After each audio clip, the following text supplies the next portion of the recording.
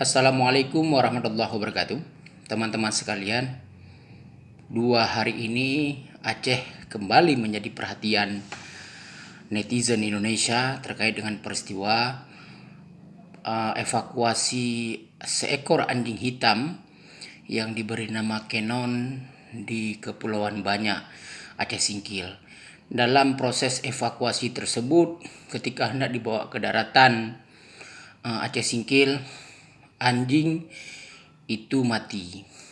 Nah, kematian anjing dan proses evakuasi yang direkam itu kemudian viral di media sosial dan ditayangkan di media nasional, kemudian juga ditulis dalam berbagai perspektif oleh media, sekaligus juga ditanggapi ramai sekali oleh netizen, baik itu di Facebook, Twitter, dan lain-lain. Persoalannya, dari kematian Kenon beralih ke orang Aceh. Beberapa akun media sosial gara-gara peristiwa tersebut mencaci maki Aceh, menyebut orang Aceh barbar, orang Aceh intoleran, orang Aceh mudah sekali marah, orang Aceh dengan segenap stigma-stigma negatif. Bahkan ada netizen yang mendoakan semoga Aceh kembali mendapatkan musibah gempa bumi dan tsunami seperti 26 Desember 2004. Ini menjadi sesuatu yang luar biasa.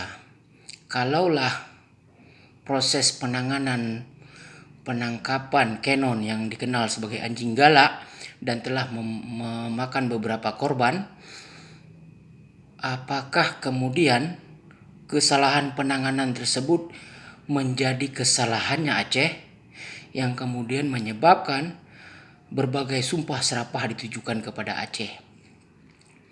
Saya memantau media sosial dalam 2 hari ini, saya melihat banyak sekali cacian-cacian yang seakan-akan Aceh adalah sarangnya masalah di Indonesia.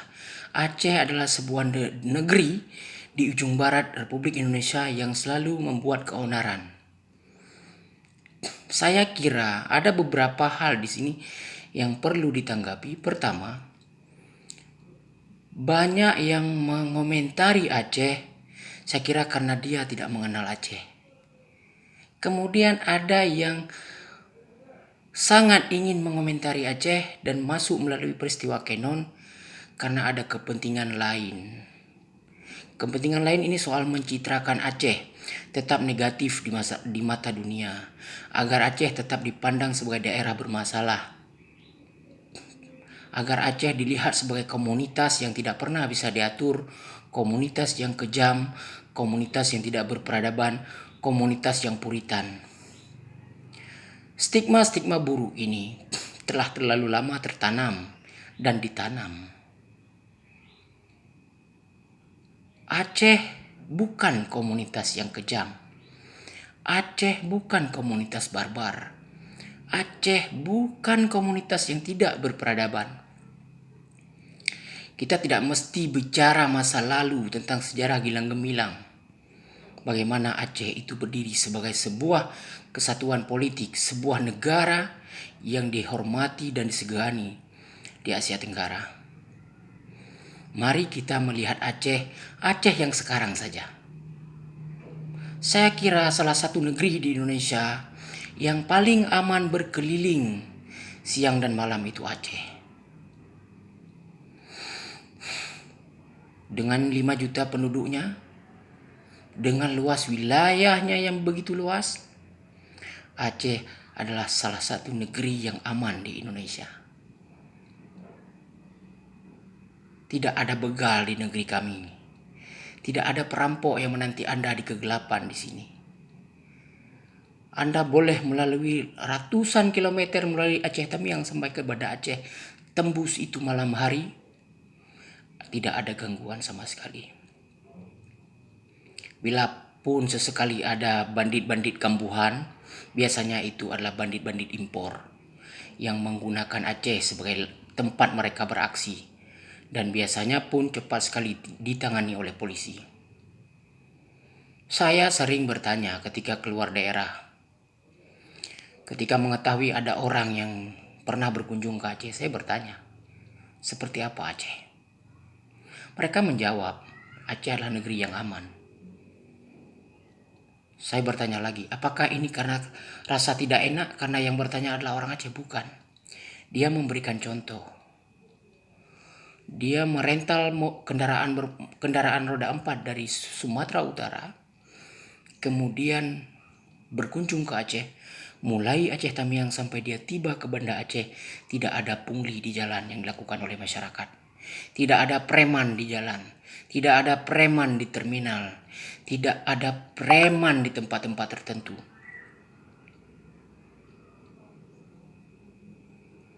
Ketika dia berkunjung ke objek wisata, mereka hanya perlu membayar hal-hal yang sudah ditetapkan. Apalagi di Aceh tidak ada pertarungan antar gang di kampung. Tidak ada konflik sosial antar agama.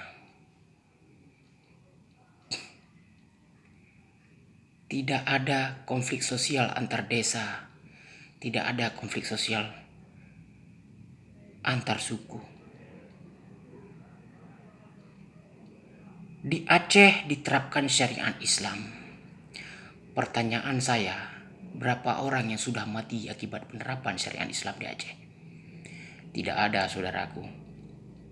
Penerapan syariat Islam di Aceh, walaupun belum kafah 100%, masih dalam proses yang sangat panjang saya kira, tapi telah memberikan pemahaman baru bagaimana hukum perlu ditegakkan. Munculnya ide-ide penerapan syariat Islam tentu dengan berbagai pertimbangan. Apakah dengan penerapan syariat Islam Aceh menjadi komunitas yang puritan? Datanglah ke Aceh. Datanglah ke Aceh. Di negeri ini, dari bayi sampai lansia, dari anak laki-laki sampai dewasa, laki-laki dan perempuan, semuanya aman. Tidak ada perempuan yang dirampok di tengah malam di sini. Tidak ada perampok di tengah kota di kota kami. Cobalah berkunjung ke Aceh. Orang Aceh kejam. Berapa banyak sudah tamu yang dipukul oleh orang Aceh? Berapa banyak sudah orang-orang yang bukan Aceh yang berkunjung ke Aceh kemudian dirampok oleh orang Aceh? Ada berapa kasusnya? Orang Aceh tidak berperi kemanusiaan. Siapa yang ditolak bantu oleh orang Aceh? Saya kira bagi kita yang mengaku lahir di Aceh dan melihat kekejaman Aceh, saya justru bertanya, Anda lahir di kampung mana? Karena sejauh ini saya tidak melihat orang Aceh begitu liarnya. Orang Aceh yang marah tanpa masalah. Orang Aceh yang mengamuk tiba-tiba. Saya belum pernah melihat itu. Bila pun ada yang mengamuk, pasti akan ada orang lain yang akan menyelesaikannya. Bila Anda dirampok di Aceh, bila Anda dicopet di Aceh, percayalah, akan banyak yang membantu. Dan satu lagi, belum ada pencuri, pencopet di jalan yang dibantai oleh massa di Aceh. Mungkin orang Aceh akan memukulinya, tapi selebihnya diserahkan kepada polisi.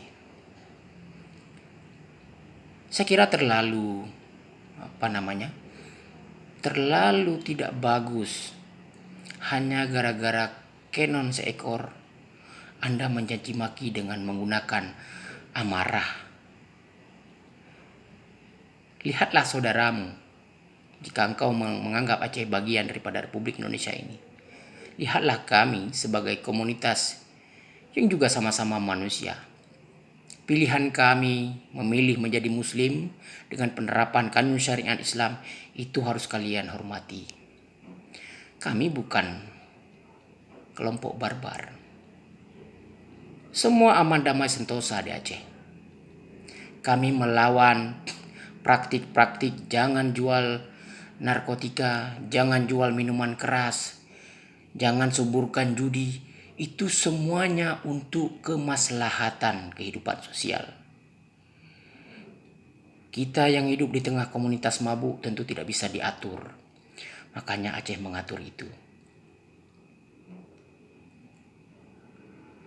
Jadi, bila ingin tahu Aceh, datanglah ke Aceh. Mbak Sherina, Pak Hotman Paris Hutapea, dan kepada seluruh teman-teman yang telah terlanjur melihat Aceh hanya dari sudut pandang peristiwa Kenon, saya kira harus lebih adil melihat masalah ini. Datanglah ke Pulau Banyak, selain indah, dan bertanyalah di sana tentang cerita Kenon itu. Jangan melihat Aceh, melihat Pulau Banyak, melihat Serambi Mekah dengan menggunakan teropong smartphone dari Jakarta. Anda tidak akan melihat banyak hal. Layar smartphone itu hanya merekam sedikit saja dari seluruh proses yang ada. Bila ada sebuah potret yang kemudian di-upload di media sosial, itu hanya sekelumit gambar yang direkam. Masih luas sekali yang belum dapat direkam.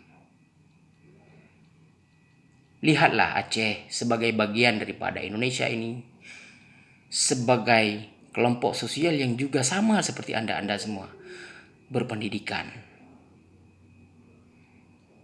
Kita ini Indonesia. Indonesia tidak bisa dibangun dengan prasangka-prasangka buruk. Kita mungkin berbeda dan pasti berbeda. Kami bangsa Aceh. Kami hidup dengan nilai-nilai keacehan. Kami hidup dengan nilai-nilai Islam yang kami percaya. Dan kami tidak hidup dengan nilai-nilai yang Anda anut. Perbedaan inilah yang disebut Bhinneka Tunggal Ika. Ketika di komunitas Anda ketelanjangan merupakan sebuah kebiasaan dan hak privasi orang dewasa, di Aceh sesuai dengan ajaran Islam itu dilarang. Ketika Anda bisa membawa masuk anjing sampai ke dalam rumah dan menjadikannya boneka tidur, maka kami di Aceh melihat anjing itu sebagai binatang bernajis. Pun demikian, di Aceh anjing tidak terteror. Datanglah ke Aceh, lihatlah Aceh. Anjing bisa bebas berkeliaran di mana saja, di lokasi publik. Kenapa tidak banyak? Karena orang Aceh tidak banyak yang memelihara anjing. Kalaupun ada yang memelihara anjing, biasanya untuk kebutuhan tertentu. Untuk teman berkebun, atau teman masuk dalam hutan, atau dipelihara di kampung-kampung untuk kebutuhan keamanan. Itu pun tidak banyak. Dan ketika orang Aceh memelihara anjing, biasanya tidak bersentuhan dengan anjing. Wilayah anjing adalah wilayahnya, wilayah manusia ada wilayahnya. Sejinak apapun anjing, biasanya di Aceh tidak diperkenankan menginjak teras rumah. Tidak ada anjing yang diburu di sini. Tidak ada anjing yang dipukuli, kemudian digorok, kemudian dipanggang, kemudian disantap. Tidak ada di sini. Untuk itu, mari sama-sama.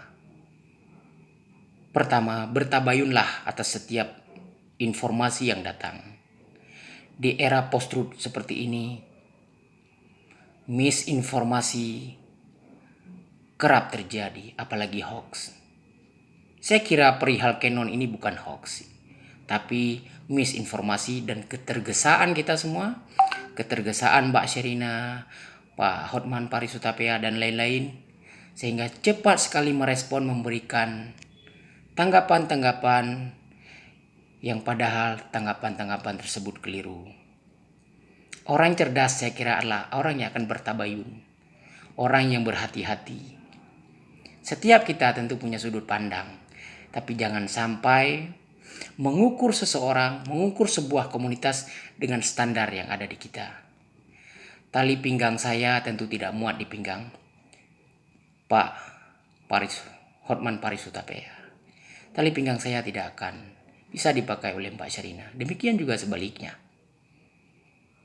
Pakailah ukuran yang tepat untuk mengukur agar menghasilkan sesuatu yang tepat. Sahabat, video ini bertujuan untuk mengajak kita semua agar melihat sebuah persoalan dengan hati yang jernih, hindari kecurigaan yang tidak perlu, apalagi sampai mencaci maki. Datanglah ke Aceh, Aceh negeri yang aman, negeri yang damai, negeri yang indah. Tidak ada perampok di sini, jarang sekali ada pencopet di sini. Bahkan dompet yang jatuh di jalan biasanya kembali dengan utuh di Aceh. Kalau satu dua ada yang keliru, di mana manusia yang tidak pernah melakukan kesalahan. Akhirul kalam, Assalamualaikum warahmatullahi wabarakatuh.